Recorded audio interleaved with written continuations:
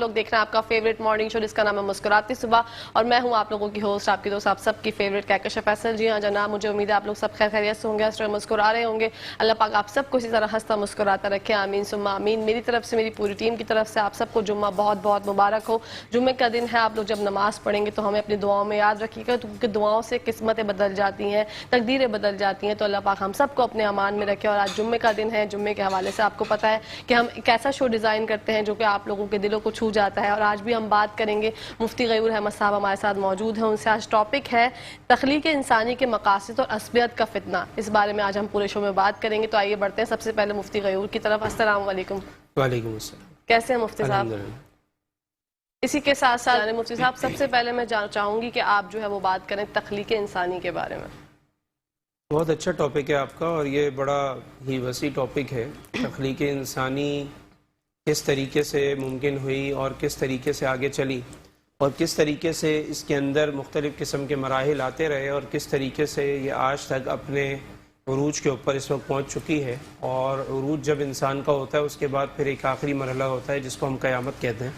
اس کے بارے میں بھی ریحان بھائی نے بھی کہا کہ اچانک ایک وقت آ جائے گا، اور یقیناً اگر وقت نہ بھی آئے، ایک انسان جی بھی رہا ہے، تو ایک انسان تو نبی صلی اللہ علیہ وسلم کی حدیث کے مطابق کہ میرے اور قیامت کے درمیان ایسے ہے، یعنی ایسے دو انگلیاں ملا کے بتایا کہ اتنا فاصلہ ہے، یعنی فاصلہ ہی کوئی نہیں ہے۔ یعنی جیسے ہی میری امت کا یعنی آخری وقت ہوگا تو قیامت اس کے ساتھ کھڑی ہے، کیونکہ میں آخری نبی ہوں، میرے بعد کوئی نبی نہیں آئے گا۔ تو بتانے کا مقصد یہ ہے کہ تخلیق انسانی سے متعلق سب سے پہلے تو ہم جب بھی کوئی بات کرتے ہیں اس میں ہم دیکھتے ہیں کہ قرآن ہمیں کیا اس میں رہنمائی کرتا ہے، کیونکہ یہ اللہ رب العزت کی وہ کتاب ہے جو ہمیں قدم قدم پہ رہنمائی کرتی ہے، اور یہی اللہ رب العزت کی وہ کتاب ہے جس کی حفاظت کا اللہ تعالیٰ نے وعدہ کیا ہے۔ کیونکہ جتنی پچھلی کتابیں ہیں اس کے اندر کوئی نہ کوئی ایڈیشن ہو گئی، اختلافات ہو گئے، لیکن الحمدللہ ثم الحمدللہ قرآن ایک واحد ایسی کتاب ہے جس کا زبر زیر پیش بھی آج تک کوئی آگے پیچھے نہیں کر سکا۔ 1400 سال گزر گئے اور یہ چیز سینہ بسینہ منتقل ہوتی چلی جا رہی ہے، اور انشاءاللہ یہ چیز قیامت تک چلتی رہے گی۔ البتہ جب قرب قیامت آئے گی تو ایک تو اینڈنگ ہے، لیکن ہم پہلے یہ سمجھ لیں کہ اس کا ابتدا کیسے ہے۔ تو ابتدا سے متعلق علماء کرام نے اس کے اوپر مختلف قسم کی گفتگو کی ہے۔ سب سے پہلے تو ہمیں پتہ لگتا ہے کہ اس کائنات کو بنانے سے پہلے، انسان کو تخلیق کرنے سے پہلے، ہزاروں سال پہلے اس زمین کے اوپر جنات رہا کرتے تھے، اور یہاں پر جنات آرام سے رہ رہے تھے۔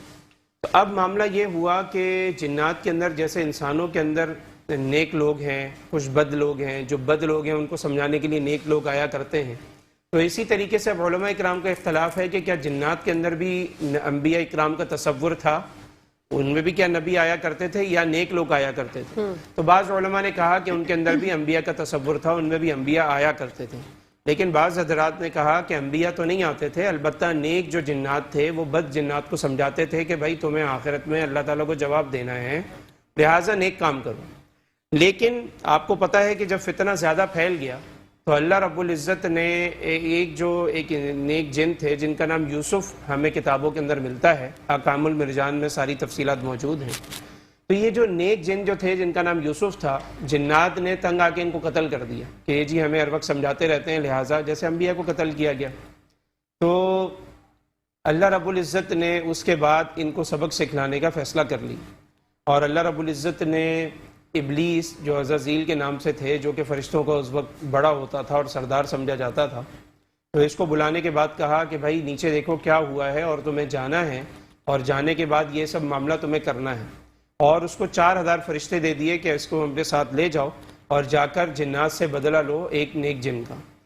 خیر شیطان آیا نیچے، جو کہ اس وقت عزازیل کے نام سے جی بڑا عبادت گزار اور ساری چیزیں، تو وہ نیچے آیا اور اس نے نیچے آ کے جنات کی خوب پٹائی لگائی، اتنا مارا کہ اکثر و بیشتر جنات کو قتل کر دیا گیا، اور جو بچے کچے جنات تھے انہوں نے وادیوں میں، گھاٹیوں میں اور سمندروں میں چھلانگیں لگا کر اپنی جان بچائی۔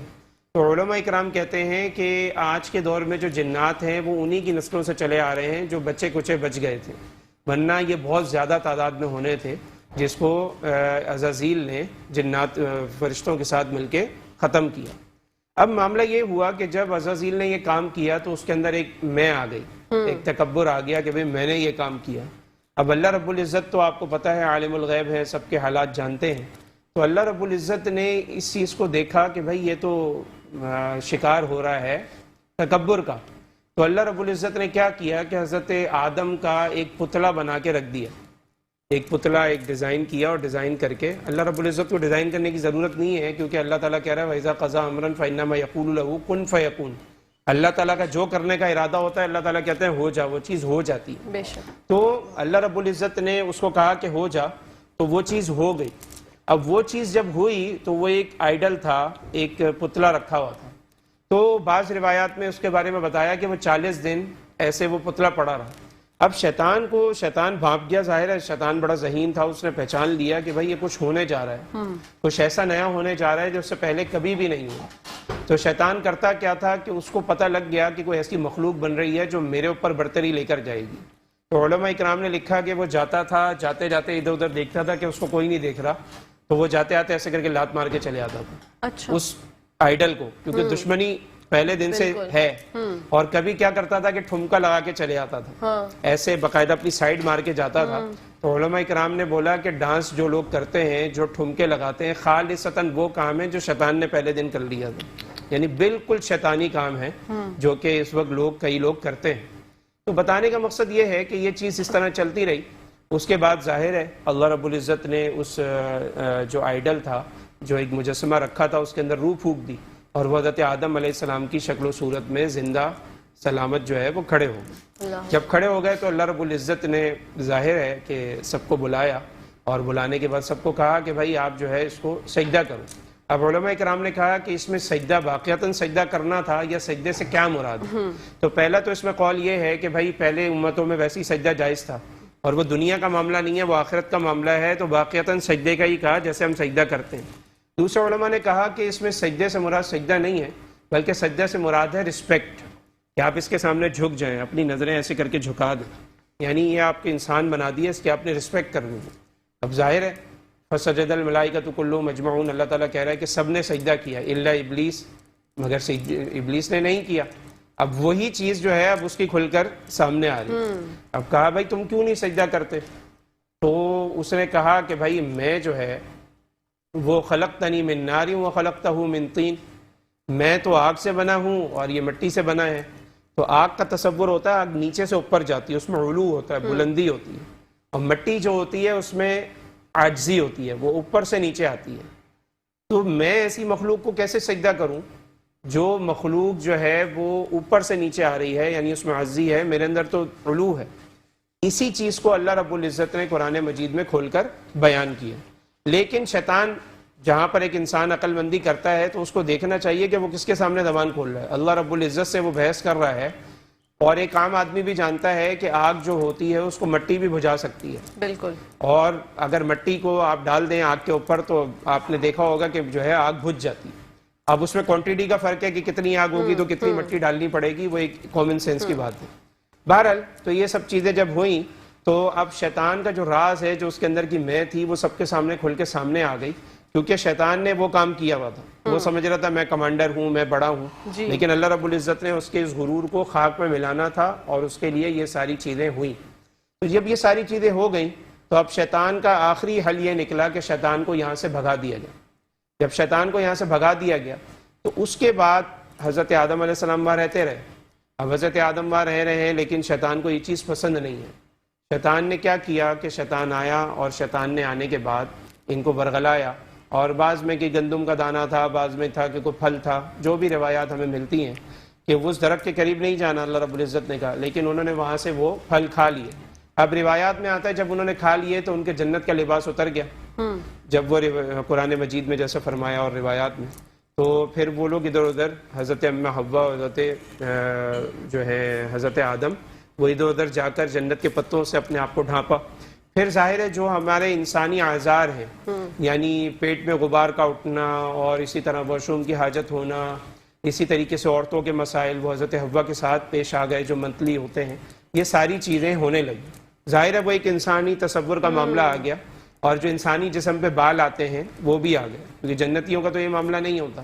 تو یہ ساری چیزیں وہ چیز ڈیزائن ہو گئی جو انسان کا ایک خاکہ ہوتا ہے، انسان تو بنایا جا چکا، لیکن ایک دنیا کا جو ایک تصور آپ دیکھیں تو وہ چیزیں پھر اس میں آئیں جو آزار ہمیں پیش آتے ہیں روزانہ کی بنیاد کے اوپر، تو یہ سب چیزیں نارملی ہوتی رہیں. تو پھر ظاہر ہے اللہ رب العزت نے حضرت آدم علیہ السلام کو دنیا میں بھیج دیا. اب دنیا کے اندر تو بھیج دیا، لیکن اللہ رب العزت کی اگر ہم بات کو دیکھیں تو اللہ رب العزت یہی مخلوق بنانے سے، حضرت آدم علیہ السلام کو بنانے سے پہلے اللہ تعالیٰ کہہ رہا ہے وَإِذْ قَالَ رَبُّكَ لِلْمَلَائِكَةِ إِنِّي جَاعِلٌ فِي الْأَرْضِ خلیفہ.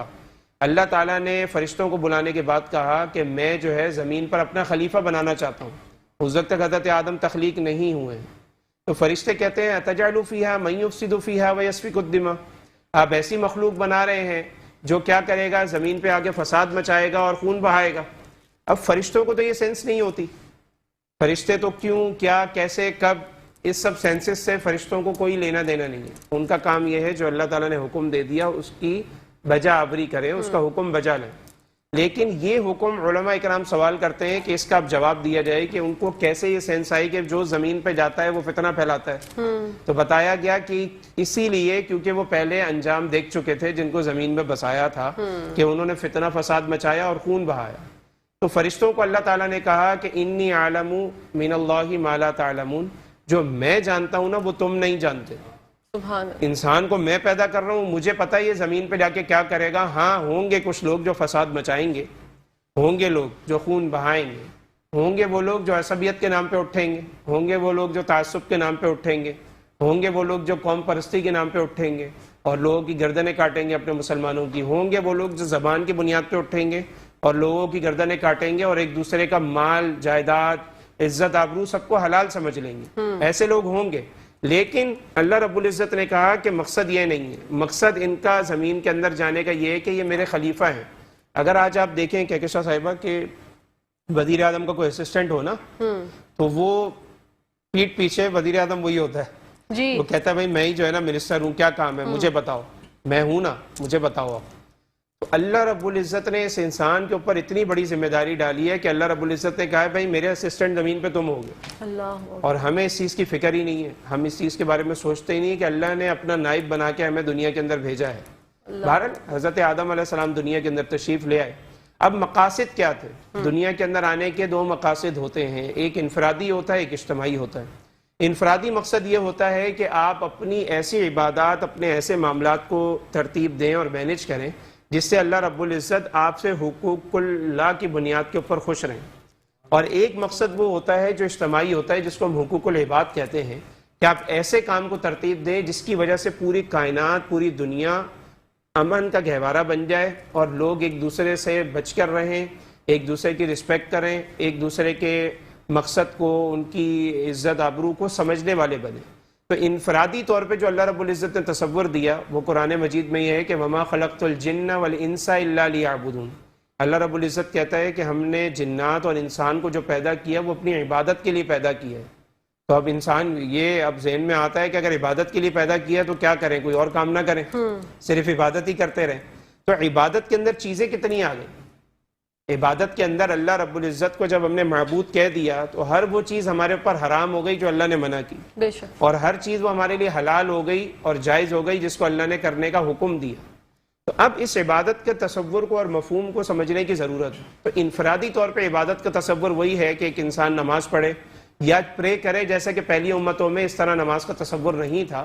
لیکن جو بھی تھا وہ اپنے جا کے بیٹھ جاتے تھے، خلوت میں بیٹھ جاتے تھے، پرائیویسی میں بیٹھ جاتے تھے، اللہ کو یاد کرتے تھے. جیسے نبی صلی اللہ علیہ وسلم کے بارے میں آتا ہے کہ وحی آنے سے پہلے آپ صلی اللہ علیہ وسلم غار حرا میں جا کے یہ سوچتے تھے کہ مجھے بنانے والا کوئی ہے، یہ تصور کیا کرتے تھے. تو پھر ظاہر حضرت جبریل گائیڈ لائن لے کر آئے کہ واقعتاً ہے اور آپ نے پھر یہ کام اب کرنے ہیں. آپ رسول بنائے گئے، آپ نبی بنا دیے گئے ہیں، لہٰذا آپ نے یہ کرنا ہے. ظاہر ہے پہلی امتوں میں اس طرح عبادت کا تصور جیسے ہمارے ایک پراپر نماز کا ہے، پہلی امتوں میں اپنے ایک الگ عبادات کے طریقہ کار تھے. تو اب ان طریقہ کار کے اندر آپ نے انفرادی طور پر تو اللہ کو خوش رکھنا ہے اور اپنی پرائیویسی کو بھی سیف کرنا ہے. آپ گناہوں سے بچیں، آپ کو ہر وقت یہ تصور ہو کہ اللہ مجھے دیکھ رہا ہے. ایک اجتماعی تصور ہوتا ہے. اجتماعی تصور کیا ہوتا ہے کہ بھائی میں کسی کو قتل کرنا چاہتا ہوں تو ایک ایسا قانون ہونا چاہیے کہ جو اس کے ہاتھ کو روکے اور اس کو پتہ ہو کہ اگر میں نے یہ کام کر لیا تو مجھے اس کی کیا سزا ملے گی، اگر میں نے کسی کو چیٹ کیا تو مجھے کیا سزا ملے گی، میں نے کسی کے ساتھ فراڈ کیا تو مجھے کیا سزا ملے گی، میں نے اگر کسی کو تنگ کیا تو مجھے کیا سزا ملے گی. میں نے بلا ضرورت کسی کے گھر میں جھانکا تو کیا سزا ملے گی. اسلام تو کامل دین ہے نا. بے شک. تو ایک ایک چیز کے ہمیں تصورات بتائے.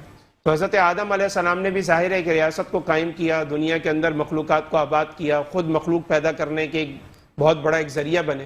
اور اس زمانے میں صبح شام جو ہے وہ بچے پیدا ہوتے تھے, کیونکہ ظاہر ہے وہ 9 منتھ کا معاملہ اس لیے نہیں تھا کیونکہ بہت دیر ہو جاتی, جلدی جلدی آبادی کو بڑھانا تھا. تو صبح ایک مرد اور شام کو ایک عورت پیدا ہوتی تھی, یہ دونوں بہن بھائی ہوتے تھے. اچھا. اگلے دن جو پیدا ہوتے تھے تو کراس میں ان کی شادیاں ہوتی تھیں. پہلے دن جو مرد پیدا ہوا ہے اور اگلے دن شام کو جو عورت پیدا ہوئی ہے, یہ دونوں میاں بیوی ہوں گے. ٹھیک ہے. پھر ان کی شادی ہوگی, پھر ان کا جو ہے وہ اولاد ہو جائے گی فوراً.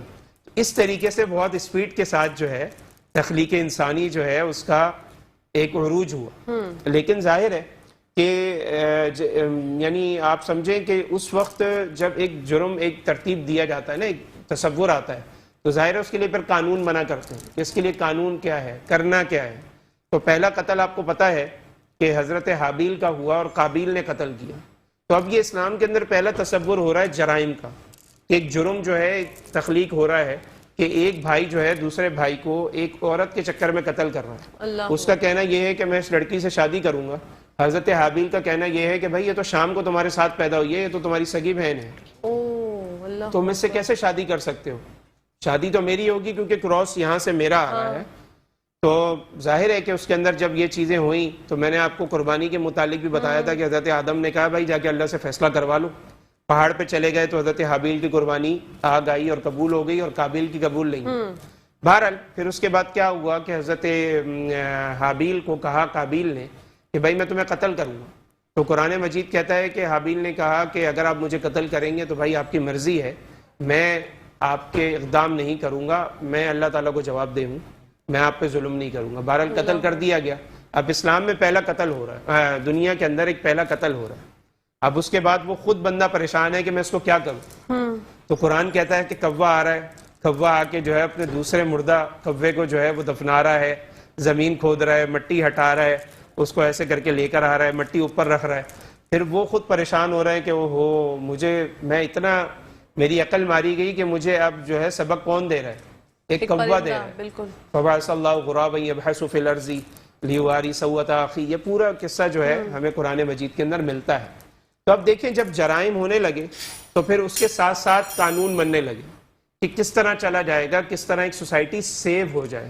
تو جب سیو ہونے لگی تو ظاہر ہے کہ شیطان شروع سے اور انسان جو ہے ایک رحمانی طاقت ایک شیطانی طاقت, یہ دونوں دنیا کے اندر جب سے تخلیق انسان ہوئی ہے اس وقت سے موجود ہے. اب اس موجودگی کے اندر کچھ رحمان کے بندے ہوں گے اور اکثر و بیشتر شیطان کے بندے ہوں گے, کیونکہ قرآن مجید کہتا ہے فَقَلِيلًا مَا تُؤْمِنُونَ, تم میں سے بہت کم لوگ ایسے ہیں جو ایمان لے کر آ رہے ہیں. فَقَلِيلًا مَا تَشْكُرُونَ, تم میں سے بہت کم لوگ ایسے ہیں جو شکر ادا کرتے ہیں. آج ہماری ہر چیز پہ شکایات ہیں, ہر چیز پہ ہمارے جو ہے نا وہ منہ کھل گئے ہیں بالکل, یعنی بالکل یعنی ہم جو ہے ناشکری بھی کر رہے ہیں, فضول باتیں بھی کر رہے ہیں, مایوسی کی باتیں بھی کر رہے ہیں, یہ ساری چیزیں ہم کر رہے ہیں. تو جب جرائم کا آغاز ہونے لگا تو ظاہر ہے پھر قوانین بننے لگے, پھر ان کی ایک صد باب کے لیے ایک نظام بنایا گیا.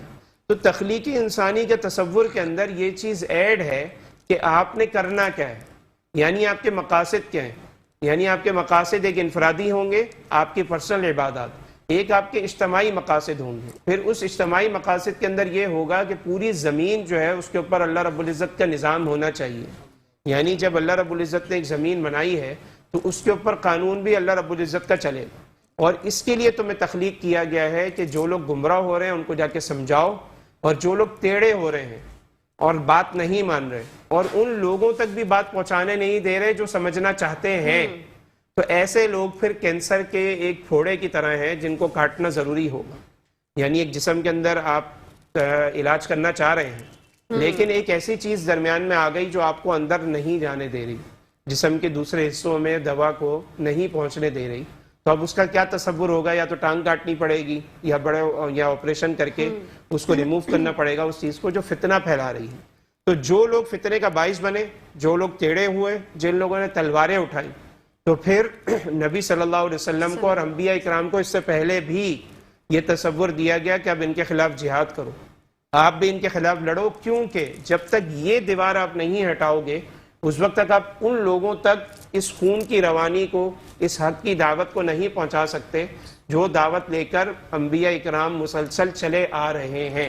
تو اس دعوت کا چلنا بہت ضروری ہے، اس کے لیے پیار سے سمجھایا جائے گا، اس کے لیے قوانین بنائے جائیں گے، اور جو اس کے خلاف جائے گا اس کو ہٹانے کے لیے پھر ایک جہاد کا تصور جنم لے گا، جیسا کہ حضرت یوشع علیہ السلام نے جہاد کیا، حضرت موسیٰ علیہ السلام نے جہاد کیا۔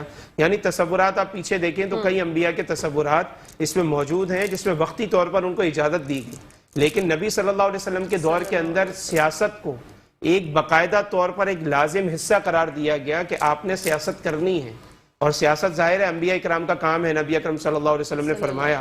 تو سیاست کس چیز کو کہتے ہیں؟ سیاست تخلیق انسانی کے مقاصد کا ایک اہم جز ہے کہ آپ وقت کے اوپر کوئی ایسا فیصلہ کریں گے، ایک ایسی چیز ترتیب دیں گے جو لوگوں کے لیے فائدہ مند ہوگی۔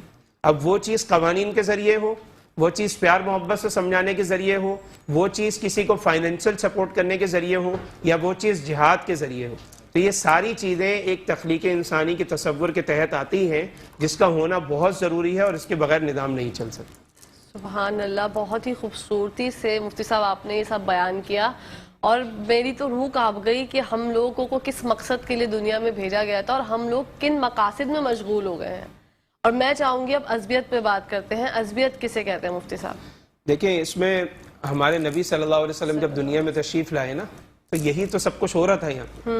کیا ہو رہا تھا؟ قبائل کی جنگیں صرف اتنی سی بات پہ ہو جاتی تھیں کہ تمہارے گھوڑے نے میرے گھوڑے سے پہلے پانی کیوں پیا، اللہ، اس کے اوپر لڑائی ہو رہی ہے، اور 3 صدیوں تک لڑائی چل رہی ہے۔ اللہ اکبر۔ یعنی اتنی لمبی لڑائیاں کہ اتنی سی بات کے اوپر 300 سال تک جنگیں چل رہی ہیں۔ اور کیا بات ہوئی تھی کہ جی وہ آج سے 300 سال پہلے نا، وہ اس کے ہمارے آبا و اجداد جو تھے وہ کہیں 2 گھوڑے پہ گھاٹ پہ پانی پینے کے لیے گئے، تو اس کے گھوڑے نے ہمارے گھوڑے سے پہلے پانی پی لیا تھا۔ اس کے اوپر جنگیں چل رہی ہیں صدیوں تک۔ تو یہ تصورات اس زمانے میں نبی صلی اللہ علیہ وسلم کے دور میں موجود تھے، جو بہت زیادہ تعصب پسندی پر تھے۔ یعنی میرے قبیلے سے پہلے یہ کام کیوں کیا، میری قوم سے پہلے یہ کام کیوں کیا۔ آج آپ کو پتہ ہے پرسوں سے جو معاملہ چل رہا ہے، تو یہ اتنا اچھا ٹاپک آپ لوگوں نے اٹھایا ہے جس کے اوپر ہمارا اسلام تو قیامت تک کے لیے آیا ہے نا۔ تو ہمارے جتنے مسلمان بھائی ہیں، خواہ وہ سندھی ہیں، خواہ وہ پٹھان ہیں، افغانی ہیں، ہمیں تو سب کو جسد واحد بنایا نا، بے شک، ایک جسم کی مانند نبی صلی اللہ علیہ وسلم کر کے چلے گئے۔ صلی اللہ۔ تو جب ہمیں ایک جسد واحد بنایا ہے تو پھر یہ ساری چیزیں کیوں؟ اگر ایک شخص نے جرم کیا ہے تو اس کی سزا سب کو کیوں ملے؟ بالکل۔ لا یکلف اللہ نفسا الا وسعها۔ اللہ رب العزت قرآن مجید میں فرما رہا ہے کہ انسان کو اس کی وسعت سے زیادہ مکلف نہیں بنایا گیا۔ اسی طرح انبیاء روایات کے اندر فرمایا گیا کہ یعنی کوئی بھی انسان کسی دوسرے کے گناہوں کا بار نہیں اٹھائے گا، جس کا جو گناہ ہے بس وہی یہ لے کر آئے گا۔ اب ایک شخص نے ایک کام کر لیا، جیسا کہ ہمیں پرسوں پتہ لگا کہ بھائی وہ کسی ہوٹل میں کوئی ایک سندھی بولنے والے چلے گئے، اور وہاں پہ جا کے کیا معاملہ ہوا اللہ بہتر جانتا ہے۔ اس کے بعد وہ پھر وہاں سے ریئیکشن میں جو دوسری قوم کے وہاں صاحب کھڑے ہوئے تھے انہوں نے ان پہ فائر کر دیا، قتل ہو گیا معاملہ۔ اب وہ ظاہر ہے ہمارے یہاں قانون موجود ہے، کیس چلے گا، گواہان آئیں گے، بات سنی جائے گی، اس کے بعد ایک فیصلہ کیا جائے گا۔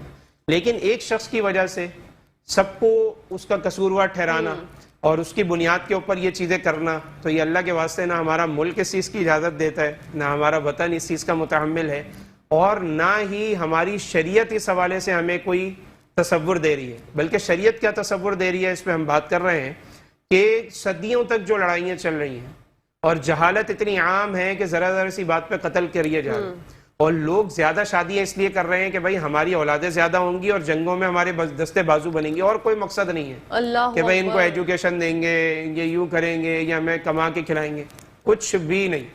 صرف تصور یہ ہے بھائی زیادہ شادیاں کرو، 20 شادیاں کرو، 30 شادیاں کرو، 40 شادیاں کرو۔ کیوں کرو؟ کیونکہ زیادہ سے زیادہ بیٹے ہوں گے اور وہ ہمارے ساتھ لڑائی کریں گے۔ اور لڑائیاں کتنی سی بات پہ ہو رہی ہیں کہ میرے گھوڑے سے دوسرے گھوڑے سے پہلے پانی کیوں پی لیا۔ یہ ایک بہت چھوٹی سی مثال ہے، ایسی ہزاروں مثالیں ہیں، چھوٹی چھوٹی باتوں پہ سالوں تک لڑتے رہتے تھے۔ یہ تصورات نبی صلی اللہ علیہ وسلم کے دور تک بھی منتقل ہوئے، اور جہالت اتنی عام تھی کہ ذرا سی بات کے اوپر قتل کرنا، ایک دوسرے کی عزت و آبرو کا تماشا بنانا ان کے ہاں بہت زیادہ عام تھا۔ نبی اکرم صلی اللہ علیہ وسلم، آپ کو پتہ ہے، بیٹیوں کو زندہ درگور کر دینا، اسی طریقے سے فاحشہ عورتوں کا باقاعدہ اپنے گھر پہ جھنڈا لہرانا کہ بھائی جس کو غلط کام کرنا ہے یہ گھر ہمارا موجود ہے، یعنی اس طریقے کا معاشرہ جنم لے رہا تھا۔ اس کے اندر نبی صلی اللہ علیہ وسلم تشریف لاتے ہیں، لوگوں کو بیٹیوں کے حقوق بتا رہے ہیں، فضائل بتا رہے ہیں کہ جس سے 2 بیٹیاں پالیں اور ان کی اچھی تربیت کی اور ان کی اچھی جگہ شادی کروائی تو قیامت والے دن وہ میرے ساتھ ایسے ہوگا، سبحان اللہ، میرے ساتھ وہ اس طرح کھڑا ہوگا، یعنی 2 انگلیاں ایسے ملا کے بتائی کہ وہ میرے ساتھ ایسے ہوگا۔ سبحان اللہ، تو یہ سارے تصورات نبی صلی اللہ علیہ وسلم دے رہے ہیں۔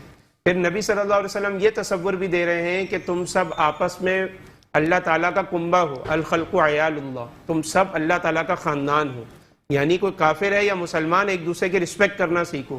کسی کا کوئی حق نہیں ہے کہ میں کسی کافر کو بھی اس تصور کہہ رہے یار یہ تو کافر ہے لہٰذا اس کا مال لوٹ، ایسا تصور تو ہمیں اسلام نے کبھی بھی نہیں دیا۔ پھر جو شخص مسلمان ہو گیا اس کے زیادہ حقوق، جو اسلام جس نے قبول کر لیا اس کے بارے میں فرمایا کہ تم سب مسلمان بھائی ہو، آپس میں مل کے چلو، آپس میں محبت سے رہو، یہ ساری چیزیں ہمیں نبی صلی اللہ علیہ وسلم نے بتائی۔ پھر اس کا تصور کیا ہوا کہ ایک جنگ ہے، اس میں 7 صحابہ اکرام موجود ہیں، اور ہو کیا رہا ہے کہ آپ کو پتہ ہے کہ جب انسان دنیا سے جا رہا ہوتا ہے اس کو پیاس بہت لگ رہی ہوتی ہے، تو شہادتیں ہوئی پڑی ہیں صحابہ کی۔ تو ایک شخص کہتا ہے کہ میں وہاں گیا تو مجھے ایک جگہ سے آواز آئی کہ پانی پانی، پیاس لگی ہے، تو کہا میں وہاں پانی لے کر گیا۔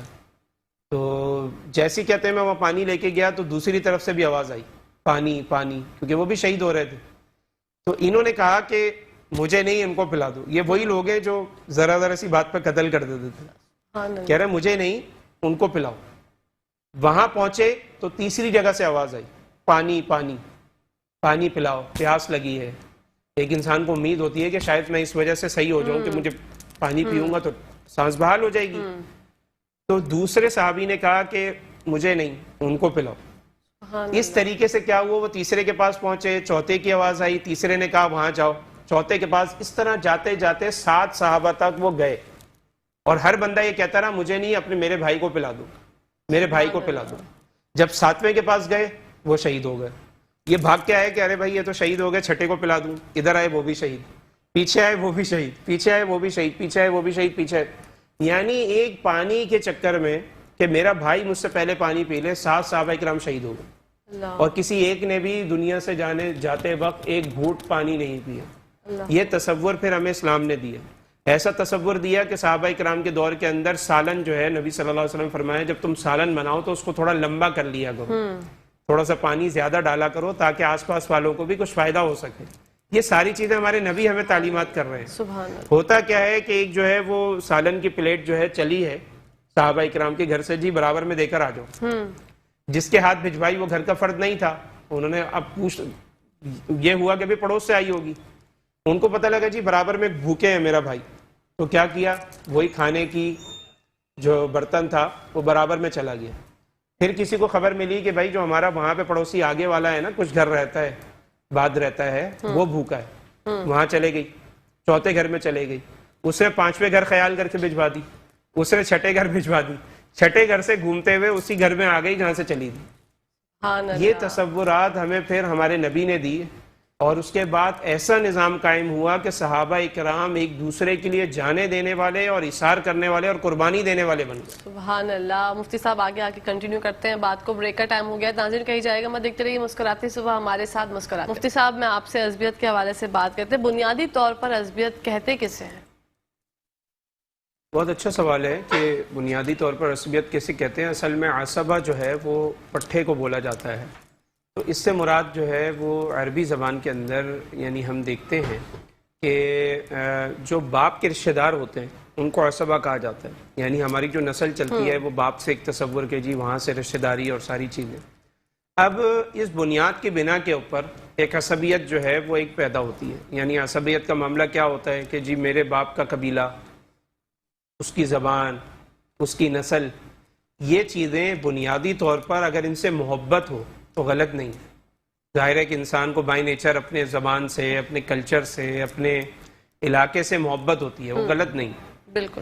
لیکن جہاں تک یہ بات ہے کہ نبی صلی اللہ علیہ وسلم کی، بھائی آپ صلی اللہ علیہ وسلم سے پوچھا کہ عصبیت یا رسول اللہ کیا چیز ہے، تو اللہ کے نبی نے فرمایا اپنی قوم کی ناجائز حمایت کرنا، اس بات کے اوپر بھی حمایت کرنا جس میں پتا ہو کہ تمہاری قوم کا بندہ، تمہارے قبیلے کا بندہ، تمہاری زبان کا بندہ، تمہاری نسل کا بندہ غلط ہے، لیکن پھر بھی آپ اس کو اس لیے بچا رہے ہو کہ بھائی یہ ہماری نسل کا بندہ ہے، یہ ہماری قوم کا بندہ ہے، یہ ہمارے فلانے کا بندہ ہے. تو اس چیز کو ایک تصور جو ہے وہ عصبیت کا ہمیں پیش کیا گیا. قرآن و حدیث میں عصبیت کی کیا رہنمائی ملتی ہے ہمیں؟ قرآن و حدیث کے اندر بہت زیادہ بڑے پیمانے کے اوپر ہمیں ایسی آیات ملتی ہیں جس سے ہمیں پتہ لگتا ہے کہ اللہ رب العزت نے جو ایک تصور ہمیں دیا ہے ایک یونٹی کا، وہ کیا ہے. تو اللہ رب العزت قرآن مجید میں فرماتے ہیں کہ یا ایھا الناس انا خلقناکم من ذکر او انثی وجعلناکم شعوبا وقبائل لتعارفوا. اللہ رب العزت فرما رہے ہیں کہ ہم نے تمہیں یعنی جو تخلیق کیا ہے وہ مرد اور عورت سے کیا ہے، اور وجعلناکم شعوبا وقبائل لتعارفوا، یہ جو ہم نے قوم قبیلے بنائے ہیں یہ صرف تمہارے تعارف کے لیے بنائے ہیں، اللہ، تاکہ یہ پتہ لگے جی فلانی زبان کا آدمی ہے، فلانی قوم کا بندہ ہے، فلانی قوم کا بندہ ہے. لیکن اللہ رب العزت کیا فرما رہے ہیں کہ اس میں کسی کو کوئی فوقیت نہیں ہے. کیوں؟ کیونکہ ان اکرمکم عند اللہ اتقاکم، جو اگلی آیات ہے کہ اللہ تعالیٰ کہہ رہا ہے کہ تمہارے نزدیک افضل ترین آدمی وہی ہوگا جو تقوی میں برتر ہوگا، جو تقوی میں سب سے بڑھ کر ہوگا. حضرت بلال حبشی آپ کو پتہ ہے کہ وہ رنگ کے صاف نہ تھے، ٹھیک ہے جی. اب جب وہ لوگ اس کو کالا بول دیتے ہیں، لیکن صحابی ہیں، انسان کو زبان سنبھال کے بات کرنی چاہیے. تو ہم یہ کہتے ہیں کہ بس رنگ کے صاف نہ تھے. علماء اکرام سے یہ چیزیں سیکھنی پڑتی ہیں ان کی مجلس میں بیٹھ کے کہ لفظ کیا کہنا ہے صحابہ کے بارے میں، نبی کے بارے میں کیا الفاظ استعمال کرنے ہیں. تو یہ اردو چیز بھی ہمیں علماء اکرام سے ملتی ہے. تو حضرت بلال حبشی رنگ کے صاف نہ تھے، تو حضرت بلال حبشی کو کہا گیا کہ اذان دے.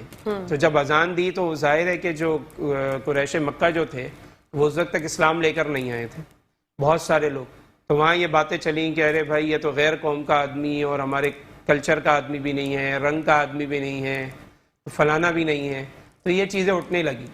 تو ایک حارث بن ہشام ہوتا تھا، اس نے ابو سفیان جو تھے اس وقت تک مسلمان نہیں ہوئے تھے، تو ان کے سامنے ایسی بات کی. تو ابو سفیان ڈر گئے، انہوں نے کہا نہیں بھائی میں کوئی بات نہیں کرتا، میں کوئی بات کروں گا نا تو اس کا رب اس کو بتا دے گا. یعنی آپ دیکھیں کہ وہ ابھی ایمان نہیں لے کر آئے، لیکن ان کو پتا ہے کہ بھائی نبی کو سب پتہ لگ جاتا ہے، بالکل نبی کو بتلا دیا جاتا ہے، وحی نازل ہوتی ہے نبی پر، میں تو کوئی بات نہیں کرتا. تو اس سینیریو کے اندر آیات نازل ہوئیں کہ بھئی یہ کیا ہے. تو میں تو اس لیے بنایا ہے، ہم نے یہ قوم قبیلے اس لیے یعنی ہم نے ڈیزائن کیے ہیں تاکہ ایک پہچان ہو سکے کہ جی فلانا حبشے کا ہے، فلانا فلانی جگہ کا ہے. اس کے علاوہ کوئی تصور نہیں ہے.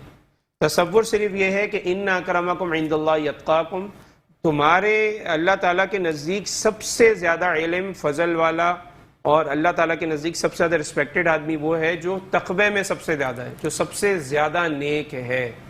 بس یہ ایک کرائٹیریا ہے اللہ کے نزدیک. اب وہ حضرت بلال ہوں جن کو نبی صلی اللہ علیہ وسلم نے سیدنا بلال کہہ دیا، ٹھیک ہے جی، کہ یہ تو یعنی سیدنا بلال ہیں. اس کے علاوہ حضرت صہیب رومی روم سے آ گئے، آج کے دور کا جس کو ہم اٹلی کہتے ہیں، اٹلی سے تشریف لے آئے. پھر اسی طرح حضرت سلمان فارسی جو ہے وہ فارس سے آ رہے ہیں. یہ آپ کا ایران کا بارڈر بلوچستان کے ساتھ، یہاں سے چلیں اور کئی مہینوں کا سفر کر کے جو ہے وہ مدینہ پہنچے ہیں. تو کیسے کیسے صحابہ اکرام کو اللہ رب العزت کی، اللہ تعالیٰ کے جو نبی ہیں ان کی بات کو، ان کی دعوت کو، ان کی یونٹی کی دعوت کو اللہ رب العزت نے کہاں کہاں پہنچایا کہ کوئی اٹلی سے چل کر آ رہا ہے، کوئی ایران سے چل کر آ رہا ہے، کوئی دنیا کے کسی کونے سے آ رہا ہے، کوئی بحرین سے وفود ملنے آ رہے ہیں.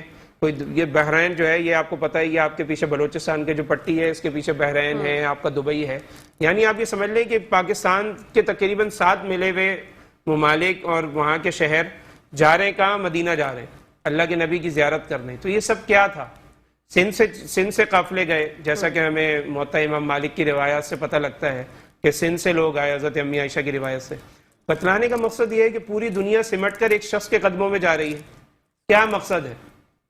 ایک خاتون کا کچھ دن پہلے فون آیا جو کہ اسلام چھوڑ چکی، یو کے سے فون آیا، 4.5 گھنٹے انہوں نے مجھ سے بات کی. تو کچھ دن پہلے کی بات ہے، کسی نے نمبر دیا، انہوں نے بات کی کہ مجھے یہ بات سمجھ میں نہیں آتی، اسلام جو ہے وہ زبردستی لوگوں کے اوپر مسلط کیا گیا، یعنی آپ کے نبی نے زبردستی مسلط کیا. تو میں نے ان کو یہ مثال دی کہ ان لوگوں پہ زبردستی مسلط کیا جو ذرا ذرا سی بات کے اوپر صدیوں تک لڑتے تھے، جو اتنے جنگجو تھے، جو اکیلے 100 بندوں سے لڑ لیا کرتے تھے. عرب بڑے جنگجو قسم کے لوگ تھے. میں نے کہا ان لوگوں کے اوپر زبردستی مسلط کر دیا، اور ایسا مسلط کر دیا کہ ان کو 13 سال تک تو لڑنے کا حکم ہی نہیں دیا. مکہ کے اندر کہا مارے کھاؤ رپلائی نہیں دینا، اللہ، مار کھاؤ، اللہ پاک کی طرف سے رپلائی دینے کی، ریٹیلیٹ کرنے کی اجازت بالکل بھی نہیں ہے۔ تو یہ کیا ہے؟ ان لوگوں کے ہاتھ روکے جا رہے ہیں جو ساری زندگی لڑتے چلے آ رہے ہیں، بالکل، اور ان کو کہا پٹائی کھا لو، کوئی مسئلہ نہیں، اللہ کے لیے کھا رہے ہو نا، لیکن لڑنا نہیں، واپسی نہیں لڑنا۔ لیکن جب ظلم و ستم بڑھنے لگا تو اجازت ہے اذین للذین یقاتلون بانہم ظلموا، کہ ان لوگوں کو اجازت دی گئی ہے جن کے ساتھ ظلم ہوتا ہے، جتنا کوئی ظلم کر رہا ہے اتنا رپلائی دے دو۔ کئی سالوں بعد پھر مدینہ کے اندر جب ظاہر ایک ریاست مدینہ قائم ہو گئی، اور ریاست مدینہ کے قائم کرنے کے بعد آپ صلی اللہ علیہ وسلم نے سب سے اتحاد کر لیا، عیسائیوں سے، یہودیوں سے، سب سے کہا کہ بھائی یہ ہماری ایک ریاست مدینہ ہے، یہ ایک اس کا تصور ہے، ہم سب یہاں مل کے رہیں گے، کوئی بیرون سے دشمن آئے گا تو ہم سب مل کے اس کا مقابلہ کریں گے، اور یہاں پہ پیار محبت امن و استحکام سے رہیں گے۔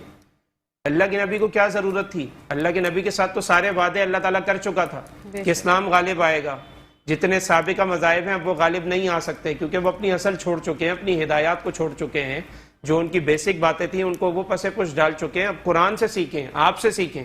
تو نبی کو کیا ضرورت تھی یہودیوں اور عیسائیوں کو یہ کہنے کی کہ بھائی ہم مل کے رہیں گے، پیار سے رہیں گے؟ نبی کہتے ہیں بھائی بھگاؤ ان کو یہاں سے۔ لیکن جب ان کی ریشہ دوانیاں بڑھیں، انہوں نے دھوکے دیے، تو پھر اسٹیپ بائی اسٹیپ ان کو نکالا گیا۔ یعنی باہر سے دشمن آ رہا ہے اور اللہ کے نبی ان کو خطوط بھیج رہے ہیں بھائی لڑنے کے لیے آ جاؤ، وہ بہانے کر رہے ہیں کیونکہ وہ انہوں نے وہاں سے ساز باز کر لی، نہیں آئے لڑنے، معاہدے کی خلاف ورزی کی، اللہ کے نبی نے تو نہیں کی۔ قریش مکہ کو اتنی جیلیسی ہوئی کہ یار یہ ہمارے ہاتھ سے بچ کے کیسے نکل گئے؟ بھائی اللہ تعالیٰ نے حکم دیا ہجرت کا، ورنہ وہ لڑ مرتے، وہ تو ساری زندگی لڑتے مرتے چلے آ رہے ہیں۔ بالکل، اسلام لانے سے پہلے تو وہ بڑے بڑے جنگجو تھے ان کے اندر، وہ کیسے نہیں لڑ سکتے تھے؟ تمہاری اوقات کیا ہے کہ تم ان پہ حاوی ہے؟ ان کو تو منع کیا ہوا تھا کہ لڑنا نہیں ہے، اللہ، ہاتھ نہیں اٹھانا۔ یہ ایک انسان کی ٹریننگ ہوتی ہے نا، کہ جو کہہ دیا بس اس کے اوپر عمل کرنا۔ تو پیچھے سے یہ ابو جہل خط لکھتا ہے وہاں کے والی مدینہ کو کہ بھائی یہ تمہارے پاس آ گئے ہیں، ان کو تم یہاں سے نکالو۔ عبداللہ ابن ابی وہاں کا سردار تھا، تو اس کو خط لکھ رہے ہیں کہ آپ بھائی کی بات مفتی صاحب کنٹینیو کرتے ہیں، وقفے کا ٹائم ہو گیا، ناظرین کہیں جائے گا مت، لیتے ہیں چھوٹی سی بریک، آتے ہیں تھوڑی دیر میں۔ جی ناظرین، ویلکم بیک ٹو دا شو۔ آپ لوگ دیکھ رہے ہیں آپ کا فیوریٹ مارننگ شو جس کا نام ہے مسکراتے صبح۔ آتے ہیں اپنے ٹاپک کی جانب، مفتی غیور احمد صاحب سے کنٹینیو کرواتے ہیں وہی بات جو ہم کر رہے تھے۔ جی بالکل، اصل بات یہ چل رہی تھی کہ انسانی جو یونٹی ہے اس کا تصور، جیسا کہ میں نے آپ سے عرض کیا کہ نبی صلی اللہ علیہ وسلم کے دور میں ایک ریاست مدینہ کا جو تصور تھا اس میں سب کو پناہ بھی تھی، اور سب کے ساتھ ایک مل بانٹ کے ایک یونٹی بھی قائم ہوئی کہ بھئی ہم سب نے یہاں مل کر رہنا ہے۔ لیکن میں نے پھر آپ سے عرض کیا کہ پھر جو ان سے جو ان کو نکالا گیا یا ان کو قتل و قتال کیا گیا تو ان کی دھوکے بازی کی وجہ سے ہوا، نہ کہ نبی صلی اللہ علیہ وسلم اور مسلمانوں کی طرف سے کوئی اقدام ہوا۔ یہ بات اس لیے چل رہی تھی کیونکہ میں نے آپ کو بتایا کہ ایک عورت جو اسلام چھوڑ چکی ہے اس کا کہنا یہ ہے کہ اسلام تو زبردستی لوگوں کو مسلمان کرتا ہے۔ تو میں نے ان سے پوچھا کہ کن لوگوں کو مسلمان کرتا ہے؟ انہی لوگوں کو جو ایک جو ہے نا 500 لوگوں سے اکیلا لڑا کرتا تھا، انہی لوگوں کی بات کر رہی ہیں آپ؟ یا انہی لوگوں کی بات کر رہی ہیں جو صدیوں سے لڑتے چلے آ رہے تھے؟ یا انہی لوگوں کی بات کر رہی ہیں جن کو 13 سال تک لڑنے کا حکم ہی نہیں تھا؟ کیا چیز تھی جو نبی صلی اللہ علیہ وسلم کی ان کو متاثر کیا، ان کے دلوں کو جیت لیا؟ تو ظاہر ہے کہ وہ تلوار کا زور تو بالکل نہیں ہو سکتا، وہ تو کچھ اور ہی چیز تھی نا جو دل میں جا کر ایک چیز گھر کر گئی۔ آپ ایک انسان کو گن پوائنٹ پہ کتنی دیر تک آپ اسلام پہ لے آئیں؟ تو کہا کہ اس نے پھر کہا کہ نبی صلی اللہ علیہ وسلم نے تو قرآن خود بنایا، نعوذ باللہ من ذالک۔ میں نے کہا اسی قرآن میں لکھا ہے لا اکراہ فی الدین، دین میں کوئی زبردستی نہیں ہے، کسی کو گن پوائنٹ پہ آپ کوئی چیز مسلط نہیں کروا سکتے۔ تو میں نے کہا اگر خدا نہ خاصہ نبی صلی اللہ علیہ وسلم نے خود قرآن بنایا یا کریٹ کیا تو نبی صلی اللہ علیہ وسلم کو تو کہنا چاہیے تھا بھائی کر سکتے ہیں۔ یہ کیوں کہہ رہے ہیں بھائی کسی کے ساتھ ظلم نہیں کرنا، کسی کو زبردستی نہیں کرنا؟ آپ صرف ایک اسلام کی دعوت پہنچا سکتے ہو، کسی کو گن پوائنٹ پہ اسلام تھوڑی قبول کروا سکتے ہیں۔ اور یہی تصور دیا ہمارے اسلام نے، ان کے عبادت خانوں کی باقاعدہ طور پہ حفاظت کی کہ بھائی ہم آ گئے ہیں، آپ اپنی کھلم کھلا آپ دیکھ لیں ہمارے مسلمان جنگجوؤں کے حالات۔ اور آج کل جو ورتغل ڈرامہ بھی چلتا ہے اس میں بھی آپ دیکھیں کہ جہاں پر بھی انہوں نے فتح کر رہے ہیں، ہماری تاریخ بھری پڑی ہے جس کو ایک فلمایا گیا ہے اور ایک اس کو تصور دیا گیا ہے، اس میں بھی یہی ہے کہ اسلامی جنگجو جہاں جا رہے ہیں وہ کافروں کو بھی کہہ رہے ہیں بھائی ہم آپ کی عبادت گاہوں کو کچھ نہیں کہیں گے، آپ جائیں اپنی عبادت گاہوں میں، آپ آزاد ہیں، کسی کے ساتھ کوئی زور زبردستی نہیں کی جائے گی۔ تو میں یہ بات کر رہا تھا کہ ایک شخص فتنہ فساد سے بچنے کے لیے اپنے ساتھ پوری قوم کو لے کر مائیگریٹ کر رہا ہے 13 سال کے بعد کہ بھائی اب رہنا مشکل ہو گیا ہے، اب ہمیں یہاں سے چلنا چاہیے۔ اللہ تعالیٰ نے بھی کہا بھائی ہجرت کر لیں آپ۔ جب وہاں جا رہے ہیں تو پھر بھی کافروں کو جیلیسی ہے کہ بھائی یہ کیا ہوا، یہ کیسے چلے گا؟ تو وہاں خط لکھ کے بھیج رہے ہیں جہاں کا جو پہلے مدینہ کا سردار تھا کہ ان کو فوراً یہاں سے نکالو، ورنہ من قریب ایک ایسا لشکر لے کر آئیں گے جس کی بنیاد پر ہم یہ کر گزریں گے۔ اللہ اکبر۔ اور پھر تخریبی کارروائیاں، جیسا کہ ہمیں تفسیری روایات سے پتہ لگتا ہے کہ مکہ سے کچھ لوگ رات کے ٹائم آتے تھے، یعنی کفار مکہ، اور مدینہ کی بکریاں چرا کے لے گئے، وہاں کا کچھ مال و دولت لوٹ کے چلے گئے، پھر ذمہ داری بھی قبول کی کہ ہم نے کیا۔ بھائی کیوں کیا؟ تم ہمارے ہاتھوں سے بچ کے نکل گئے، لہذا تمہارا مال دولت ہمارے اوپر جو ہے بالکل حلال ہے اور جائز ہے، ہم یہ کریں گے۔ نبی صلی اللہ علیہ وسلم نے کہا کہ اللہ تعالیٰ نے پھر حکم دیا کہ بھائی ایسے یہ لوگ نہیں مانیں گے، ان کو بھی اس بات کا احساس ہونا چاہیے، یہ جو بڑی تیاری کر رہے ہیں، یہ جو دھمکیاں دے رہے ہیں اور ہمیں یہاں پر بھی چین سکون سے رہنے نہیں دے رہے ہیں، ایک یونٹی جو نبی صلی اللہ علیہ وسلم قائم کرنا چاہ رہے ہیں اس کو وہ لوگ ڈسٹرب کر رہے ہیں۔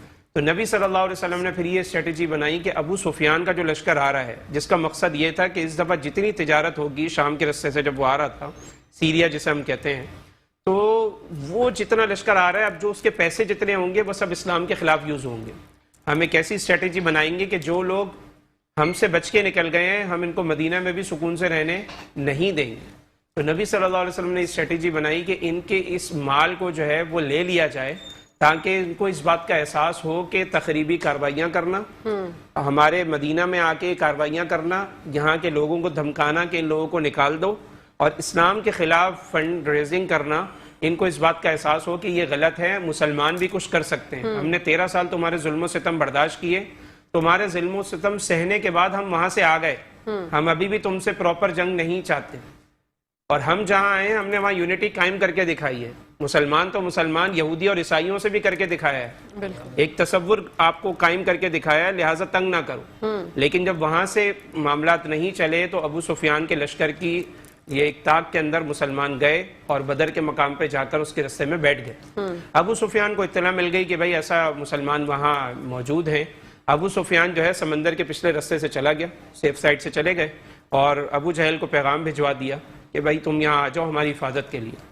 وہ تو وہاں چلے گئے، اب مسلمان 313 اور وہاں سے 1000 کا لشکر آمنے سامنے ہو گئے۔ اللہ رب العزت فرما رہا ہے کہ تم تو چاہتے تھے انا غیر ذات شوکا، کہ تمہیں کانٹا بھی نہ چبھے، کیونکہ مسلمانوں کو تو یہ تھا ہم جائیں گے، وہ لوگ کم تعداد میں ہوں گے، ہماری ایک ریاست ہے یہاں پر قریب میں سراؤنڈنگز میں، تو ہم ان کا مال لیں گے، ان کو اس بات کا احساس دلائیں گے کہ تم غلط کر رہے ہو، یہ جو تم یہاں کی تخریبی کارروائیاں کر رہے ہو، ہمارے لوگوں کو دھمکیاں دے رہے ہو، مدینہ والوں کو دھمکیاں دے رہے ہو، غلط کر رہے ہو، 13 سال ہم نے کچھ نہیں کہا تمہیں، لہٰذا انسان بنو، ہمیں بھی جینے دو اور ہماری طرح ریاست وہاں پہ بھی قائم کرو، بالکل، جہاں پہ مسلمان غیر مسلم سب کے حقوق ہوں، سب کی ایک بات کی جائے۔ تو اللہ تعالیٰ کہہ رہا ہے وَيُرِيدُ اللَّهُ الْحَقَّ بِالْبَاطِلِ، تم چاہتے تھے تمہیں کانٹا نہ چبھے، لیکن اللہ چاہتا تھا حق اور باطل کا فیصلہ ہو ہی جائے۔ تو اللہ تعالیٰ نے کیا کیا، دونوں لشکروں کو ٹکرا دیا، پھر ظاہر ہے بدر منعقد ہوا، اور کس طرح اللہ رب العزت نے اسلام کی پہلی لڑائی میں مسلمانوں کو فتح دی اور کافروں کو بدترین قسم کی شکست کا سامنا اس میں کرنا پڑا۔ تو عرض یہ کر رہا تھا کہ یہ جو یونٹی ہے اس کو قائم کرنے کے لیے آپ صلی اللہ علیہ وسلم نے کتنی تک و دو کی کہ اللہ کے نبی علیہ الصلوۃ والسلام جب ہجرت کر کے جا رہے ہیں تو مکہ کی بارڈر پہ کھڑے ہو کے کہہ رہے ہیں مکہ تجھے کبھی نہیں چھوڑتا، تجھے کبھی نہیں چھوڑتا، برتھ پلیس کون چھوڑتا ہے بھائی، بالکل صحیح بات، بلا عذر کیوں چھوڑتا ہے؟ مجھے ایک جگہ سے محبت ہے، میرا ذاتی گھر ہے، میرے رشتہ دار ہیں، میری بچپن کی یادیں وہاں سے جڑی ہوئی ہیں، تو میں 40 سال کے بعد کیا ایسا میرے ساتھ ہوا، 40 سال 53 13 سال 40 سال میں وہی آئی 13 سال، تو 53 جب ایک انسان کی لاسٹ ایج آ رہی ہے اور وہ چھوڑ کے جا رہا ہے، تو فرمایا میں کبھی چھوڑ کے نہیں جاتا اگر مکہ والے اس طرح عرصہ حیات ہم پہ تنگ نہیں کرتے، زمین ہمارے اوپر تنگ نہیں کرتے، ہم کبھی نہیں جاتے، لیکن ان لوگوں نے مجھے جانے پہ مجبور کر دیا ہے، مکہ مجھے تو محبت ہے تجھ سے، لیکن یہ لوگ یہاں رہنے نہیں دے رہے، اب یہ مجھے جانے پہ مجبور کر رہے ہیں۔ بہرحال وہاں گئے اور نبی صلی اللہ علیہ وسلم کے لیے اس ہجرت کی وجہ سے، صحابہ اکرام کے لیے اس ہجرت کی وجہ سے اللہ تعالیٰ نے پوری دنیا کو مسخر کر دیا، اور جہاں جہاں اسلام پھیلا، حضرت ابو ہریرہ فرماتے ہیں کہ بھائی ہم تو لوگوں کو زنجیروں میں جکڑ کے مسلمان کرتے ہیں، تو کہا زنجیروں میں جکڑ کے کیسے مسلمان کرتے ہیں؟ تو کہا جب جنگ و جدال ہوتا ہے جو کافر اریسٹ ہو جاتے ہیں ہم ان کو مدینہ لے آتے ہیں، اور مدینہ لا کے وہاں پر مدینہ میں کوئی جیل کا تصور نہیں تھا، کوئی لاک اپ کا تصور نہیں تھا، صحابہ اکرام کو باقاعدہ ڈسٹریبیوٹ کافر کر دیے جاتے تھے، بھائی یہ دو تم لے جاؤ، ان کو جا کے تم نے ان کی نگرانی کرنی ہے، 3 تم لے جاؤ۔ تو حضرت ابو ہریرہ کہتے ہیں ہم ان کے ساتھ جا کے اتنا اچھا بیہیو کرتے تھے کہ وہ ہمارا کلچر دیکھ کر، ہماری چیزیں دیکھ کر، ہماری یونٹی دیکھ کر، ہمارا اخلاق دیکھ کر اسلام قبول کر لیتے تھے. سبحان اللہ. تو فرمایا ہم تو زنجیروں میں جکڑ کے لوگوں کو مسلمان کرتے ہیں، زبردستی نہیں. جو آ جاتے ہیں کہہ دو کہ پھر ہم ان کو پیار محبت دیتے ہیں. سبحان ان کو یہ کہتے ہیں کہ تم بھلے حضرت علی رضی اللہ تعالیٰ عنہ، جس ابو ملجم بدبخت نے حضرت علی کو تیر مارا اور حضرت علی اس کی وجہ سے کئی دن زخمی رہنے کے بعد شہید ہوئے، حضرت علی جاتے ہوئے کیا نصیحت کر رہے ہیں؟ کہا میرے قاتل سے برا سلوک نہیں کرنا، اس پہ سختی نہیں کرنا، نرمی سے پیش آنا. لیکن قاتل ہے حضرت علی کا قاتل، اور حضرت علی کیا نصیحتیں کر کے جا رہے ہیں؟ ایسا مت کرنا. یہی تو یونٹی ہے کہ اپنے قاتلوں کو بھی انسان کیا کر رہا ہے؟ جاتے ہوئے کہہ رہا ہے کہ نہیں، زیادہ سختی نہیں کرنا. آپ صلی اللہ علیہ وسلم حضرت رات کو باقاعدہ طور پر جو ہے وہ جب بدر کے قیدی پکڑے گئے تو مسجد نبوی شریف میں بھی کچھ تھے، تو فرمایا رات کو کس کی آوازیں آ رہی تھی بھائی؟ تو کہا وہ آپ کے چچا کو ذرا مضبوطی سے باندھا ہوا تھا. اسلام تو ان چیزوں کو نہیں دیکھتا. بولا اچھا یہ نبی کے چچا ہیں. حضرت عباس اس وقت تک مسلمان نہیں ہوئے تھے، بدر کے قیدی بن کے آ گئے. اچھا. فرمایا کہ کس کی آوازیں آ رہی تھی بھائی؟ تو کہا ہم نے کہا وہ آپ کے چچا ہے نا، ان کو ذرا ہم نے ذرا ٹائٹ کر کے باندھا ہوا تھا. اللہ کے بندے تھوڑا سا تو ہلکا کر دیتے. ساری رات ہائے ہائے کی آوازیں آتی رہیں ان کی. تو یہ الٹا تصور ہے، بولتے ہیں ارے یار یہ تو نبی کا رشتہ دار ہے، اس پہ ذرا ہلکا ہاتھ رکھنا. بولا نہیں، اسلام کے مقابلے میں اس کو ذرا زیادہ ٹائٹ باندھو. اللہ اکبر. یہاں کیا ہو رہا ہے؟ ذرا سی بات چیت کے اوپر کیا ہو رہا ہے کہ کوئی ظلم و ستم کر رہا ہے وہ بچ رہا ہے. ٹھیک ہے، امیر زیادہ اگر کسی غریب کو یا کسی بیچارے پور کو مار دے، کسی غریب بندے کو، تو اس کو کون پکڑنے والا ہے اس ملک کے اندر؟ سارا نظام اس کے ساتھ ہو جاتا ہے، وہ کیس لٹکتا رہتا ہے، وہ 10 12 15 سال نکل جاتے ہیں. اس کے بعد جو ہے نا وہ اندرون خانہ پیچ اپ ہو جاتا ہے. پتہ نہیں کیا کیا اس ملک کے اندر ہمارے یہاں مثالیں موجود ہیں. تو یہی سب چیزیں ہیں جو یونٹی کو ڈسٹرب کر رہی ہیں. حالانکہ نبی صلی اللہ علیہ وسلم نے تو ہجرت تک کی اس یونٹی کو قائم کرنے کے لیے یہ تک کیا کہ بھائی ہم یہاں پر ایک ایسا ماڈل بنائیں گے کہ ہم لوگوں کو بتائیں گے کہ یونٹی کیا ہوتی ہے. ہم ان کو بھی کہتے رہے لیکن وہ نہیں مانے. اب ہم یونٹی کر کے دکھائیں گے. لیکن ظاہر ہے کہ یہ چیزیں ہمیں وقت کے ساتھ ساتھ ایسے پتہ لگتی ہیں کہ جس طرح صحابہ اکرام اور مسلمان پوری دنیا کے اندر چھاتے رہے اور پوری دنیا کے اندر اسلام کا غلبہ ہوتا گیا، تو وہاں پر کیا چیزیں ایسی کی مسلمانوں نے جس کی وجہ سے وہ لوگ اسلام لانے والے بنے، اور نہ صرف ایمان لانے والے بنے، ایمان پہ جان دینے والے بنے. ایسا کیا اسلام نے کیا گھول کے ایسا اسلام پلا دیتا ہے، یا اسلام ایسے کیا اسباق دیتا ہے؟ ظاہر ہے اس کو ہم زبردستی سے تو بالکل بھی تصور نہیں کر سکتے. تو میں نے ان خاتون سے یہی سوال کیا کہ اگر ایک شخص کو زبردستی مسلمان کیا جا رہا ہے تو اللہ کے نبی کے دنیا سے جانے کے بعد اسلام چھوڑ دیں. بالکل. زبردستی کس نے کی ہے؟ یا مائگریٹ کر جائیں کسی اور جگہ جا کے کہہ دیں نہیں میں نے اسلام چھوڑ دی ہے. میں نے کہا نہ صرف وہ لوگ اسلام لانے والے بن رہے ہیں بلکہ اپنوں کو، اپنے بیوی بچوں کو، اپنے خاندان کو اس اسلام پر قربان کرنے والے بن رہے ہیں. سبحان اللہ. تو میں نے کہا یہ الٹا تصور ہے. پلس یہ بات ہے کہ آج کے دور میں تو زبردستی نہیں ہے نا، نہیں آج، لیکن آپ فیکٹ نکال لیں اور فگرز نکال لیں تو سب سے زیادہ تیزی سے پھیلنے والا جو یورپ کنٹریز میں زیادہ جو ریلیجن پھیل رہا ہے وہ اسلام ہے. تو آج کون زبردستی کر رہا ہے؟ بالکل. نہ کہیں جہاد ایسا ہو رہا ہے، نہ ان کو جا کے مارا جا رہا ہے، نہ وہاں پر. جی ناظرین، ویلکم بیک ٹو دا شو. آپ لوگ دیکھ رہے ہیں آپ کا فیوریٹ مارننگ شو جس کا نام مسکراتی صبح. بڑھتے ہیں مفتی غیور احمد صاحب کی جانب، اور میں جاننا چاہتی ہوں مفتی صاحب اب آپ سے اگلا سوال کہ حضور پاک صلی اللہ علیہ وآلہ وسلم کا دنیا میں آنے کا مقصد کیا تھا؟ بہت اچھا سوال ہے آپ کا کہ نبی صلی اللہ علیہ وسلم دنیا میں کیوں مبعوث کیے گئے. دیکھیں دو چیزیں ہیں، جیسا کہ ہم نے سیاست کے اوپر بات کی ہے ساری چیزیں کی، تو نبی صلی اللہ علیہ وسلم سے جب سوال کیا گیا، ان کے چچا نے حضرت علی رضی اللہ عنہ کے والد حضرت ابو طالب نے جب سوال کیا کہ بھتیجے تم کون سا دین لے کر آئے ہو، کس دین کی دعوت دیتے ہو؟ تو فرمایا کہ چچا جان یہ ہمارے آبا و اجداد جو ہمارے دادا تھے حضرت ابراہیم علیہ السلام، میں انہی کے دین کی دعوت دیتی ہوں. تو ہمیں بھی جیسے فرمایا کہ تم اتباع کرو ملت ابراہیم حنیفہ، حضرت ابراہیم علیہ السلام کی جو ملت ہے. اور آپ کو پتہ ہے کہ ہمارے دین کا، ہمارے اسلام کا پرانا نام بھی جو ہے وہ یعنی دین ابراہیمی یا ملت حنیف ہے. ٹھیک ہے جی. تو اسی کو ہم لے کر چل رہے ہیں، کیونکہ وہی تھے جنہوں نے کہا تھا کہ ما انا من المشرکین، کہ میں مشرک نہیں ہوں، میں بت پرست نہیں ہوں. یہی تصور آپ صلی اللہ علیہ وسلم نے پیش کیا کہ بھائی ہمیں اصلی دین کی طرف آنا پڑے گا جو ہمارے آبا و اجداد کا بھی دین تھا. یعنی ایک کامن سینس کی بات ہے، یہ دلیل نہیں بنتی، ورنہ تو کافر بھی کہتے تھے کہ ہمارے بڑوں نے کیا غلط کیا. بھائی غلط کیا نا، لیکن نبی صلی اللہ علیہ وسلم ان کو جوڑنا چاہتے تھے حضرت ابراہیم علیہ السلام سے کہ بھائی اگر تم ابراہیم علیہ السلام کو ہی کچھ سمجھتے ہو ان کو ہی اپنا جد امجد مانتے ہو تو ان کا دین بھی وہی تھا جس کی میں دعوت دے رہا ہوں. بالکل. تب حضرت ابراہیم علیہ السلام کی کیا تصور تھا، مکہ کا جو ایک ماڈل پیش کیا گیا وہ کیا چیز تھی؟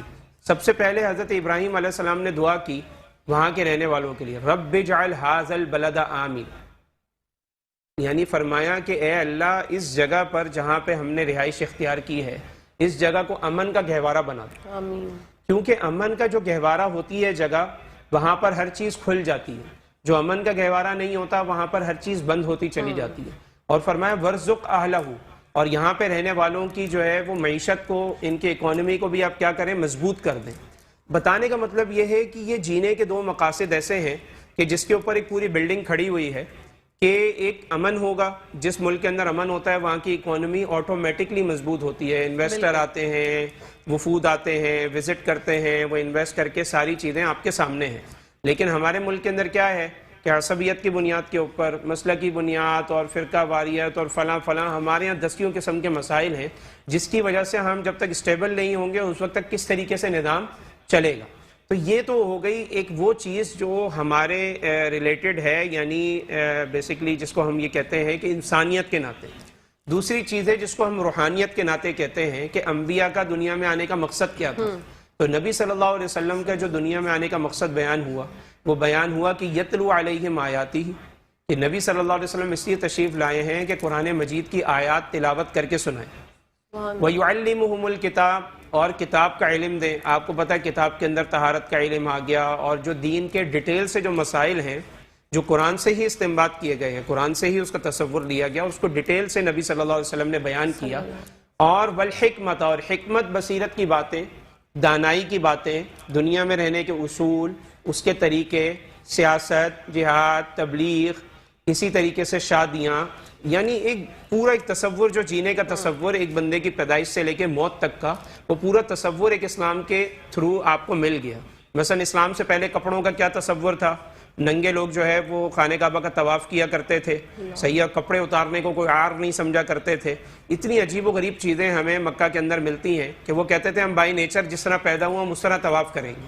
تو بڑے لوگ بھی اس طرح بائی نیچر جو ہے وہ کپڑے اتار کر جو ہے وہ طواف ہو رہے ہیں. تو یہ خانہ کعبہ کے اندر یہ ساری چیزیں ہو رہی ہیں. لیکن نبی صلی اللہ علیہ وسلم بتا رہے ہیں کہ بھائی یہ سب چیزیں گناہ ہیں، اپنا سطر دکھانا منع ہے، فلاں ہیں. یہ ساری چیزیں حکمت بصیرت کی باتیں، تمیز کی باتیں اور سلیقے کی باتیں ہمارے نبی ہمیں بتا رہے ہیں. پھر چوتھی چیز بتائی وَيُزَكِّيهِمْ، نبی صلی اللہ علیہ وسلم ایک اور کام کیا کریں گے؟ تمہارے دلوں کی گندگی کو صاف کریں گے. سبحان اللہ. دلوں کی گندگی کیا ہے؟ نبی صلی اللہ علیہ وسلم نے فرمایا کہ یہ پورا تمہارا جو جسم ہے نا، یہ اگر خراب ہو جائے تو ظاہر ہے کہ کیا ہوتا ہے، پھر اگر ایک حصہ بھی انسان کا وضو کا خراب ہو جائے تو اس کی تکلیف پورے جسم کو ہوتی ہے. تو اسی لیے فرمایا کہ جو جسم کا سب سے بڑا حصہ ہے نا وہ ہے دل. جس کا دل صاف ہے وہ ٹھیک ہے، جس کا دل صاف نہیں ہے فرمایا الا وہی القلب، تمہارا جو دل ہے نا اگر یہ گندا ہے پورا جسم گندا ہے، اگر یہ صاف ہو گیا تو پورا جسم صاف ہو گیا. تو اس کے لیے کیا کرنا ہے؟ اس کے لیے ظاہر ہے ذکر اور اذکار کرنے پڑیں گے. آپ صلی اللہ علیہ وسلم فرمایا کہ جس طرح ہر چیز کو زنگ لگ جاتا ہے اسی طریقے سے تمہارے دلوں کو بھی زنگ لگ جاتا ہے. تو فرمایا کہ ان دلوں کو، زنگ کو دور کرنے کی کیا چیز ہے، حل کیا ہوگا؟ فرمایا ذکر اللہ، اللہ کا ذکر کثرت سے کیا کرو. جو شخص ذکر اللہ تعالیٰ کا ذکر کثرت سے کرتا ہے اس کا دل صاف ہوتا ہے. پھر یتلو علیہم آیاتی کے تحت اگر آپ دیکھیں کہ آپ صلی اللہ علیہ وسلم نے اس تصور کے تحت کیا کام کیے، عملی اقدامات کیا کیے، تو آپ کو پتہ ہے کہ آپ صلی اللہ علیہ وسلم کے وہاں پر مسجد نبوی شریف میں صفہ کا ایک چبوترا ہوتا تھا جس کے اوپر صحابہ اکرام علم دین حاصل کرتے تھے اور وہیں پڑے رہتے تھے. ہر وقت انہوں نے اپنے آپ کو دین کے لیے وقف کر رکھا تھا. اور کچھ لوگ آتے تھے، کوئی صدقے کی کھجوریں دے گیا، کوئی ان کو فنڈ ریزنگ کر کے چلا گیا. مدارس کی فنڈ ریزنگ کا تصور پہلے دن سے موجود ہے. سبحان اللہ. لوگ یہ کہتے ہیں کہ جی ہم ان کو چندہ دے رہے ہیں، تو بھائی پھر اگر نہیں دو چندہ پھر جنازے خود پڑھاؤ اپنے. صحیح بات ہے. اللہ، یہ 10 جگہ بات ہوئی کہ ہم مدارس ہمارے چندے پہ پڑھ لیں. میں نے کہا نہیں دیں، آئندہ سے اپنے جنازے خود پڑھائیں. تو پھر خاموش، نہیں وہ تو ان کا ہی کام ہے. تو بھائی جس کا جو کام ہے وہی کرے گا نا. بالکل صحیح بات. ایک شخص اگر وہ چیز چھوڑ کر کوئی جاب شروع کر دے، فلانا کر دے، تو آپ کی دینی طور پہ رہنمائی کون کرے؟ الحمدللہ ہم نے مدارس میں 10 11 سال 12 سال پڑھا تو کچھ کہنے والے بنے. الحمدللہ 2 گھنٹے ہو گئے، گفتگو جاری ہے، کر رہے ہیں لوگ، اس سے سبق حاصل کر رہے ہیں، سیکھ رہے ہیں. تو کوئی تو وجہ ہوگی، مدارس کے اندر کچھ محنت تو ہوگی جو لوگوں پہ کی جا رہی ہے. جس کی وجہ سے آگے لوگوں کو شرعی طور پہ رہنمائی مل رہی ہے. تو بہرحال صفا کا چبوترا ہے, وہاں پہ صحابہ اکرام بیٹھے ہوئے ہیں, آیات نازل ہو رہی ہے, اس کو یاد کر رہے ہیں, میمورائز کر رہے ہیں. پھر کیا ہو رہا ہے, صحابہ اکرام فرماتے تھے کہ ہم 10 آیات کے بعد 11ویں آیت کو یاد نہیں کرتے تھے, جب تک ہم 10 آیات کو یاد کرنے کے بعد اس کا پورا تصور, اس سے نکلنے والے مسائل, اس کے واقعات, اس کی حکمت کو نہیں سمجھ لیتے تھے. سبحان اللہ. تو آپ دیکھیں کہ اس سے پھر مدارس میں جو علماء بنتے ہیں ان کا ایک تصور ہم نے جنم دیا کہ وَيُعَلِّمُهُمُ الْكِتَابِ, کہ جو کتاب کا علم ہے. اب مسائل کتنے ہیں, لاکھوں مسائل ہیں. امام ابو حنیفہ کی جو حناف کی کتابوں میں ہیں اس میں ہی تقریباً 10 سے 12 لاکھ مسائل ہیں. یعنی ہر چیز پہ مسئلہ ہے نا بھائی. شریعت تو آپ کو ہر چیز پہ رہنمائی کر رہی ہے, آپ کے چلنے پر, آپ کے پھرنے پر, آپ کے سانس لینے پر, آپ کے دیکھنے پر, آپ کے اٹھنے پر, آپ کے بیٹھنے پر, آپ کے کھانے پر, ہر چیز پر آپ کی ایک رہنمائی کر رہی ہے. تو نبی صلی اللہ علیہ وسلم کے یہ مقاصد دنیا میں آنے کے کہ وہ کتاب کا علم دیں گے, قرآن کی تعلیمات دیں گے, حکمت بصیرت کی باتیں بھی وہی بتائیں گے, اور دلوں کی جو گندگی ہے اس کا بھی وہی کام کریں گے, اسی کی صفائی کریں گے, تاکہ لوگوں کے اندر سے عصبیت اور اسی طریقے سے قومیت, لسانیت, زبان کی بنیادوں کے اوپر لڑائیاں اور یہ ساری چیزیں جس کی وجہ سے لوگوں میں حسد پیدا ہو رہا ہے, جلن پیدا ہو رہی ہے, لوگ ایک دوسرے کے حقوق غصب کر رہے ہیں, ان سب چیزوں سے وہ چھٹکارا حاصل کریں اور صحیح معنوں میں نیک اور معاشرے کے ایک اچھے شہری بن سکیں. سبحان اللہ, بہت خوبصورت, بہت اچھی گفتگو ہم نے آج فرمائی اور ہم نے بہت کچھ سیکھا. مفتی غیور احمد صاحب آپ کا بہت بہت شکریہ. جزاک اللہ. محمد رسول اللہ علیہ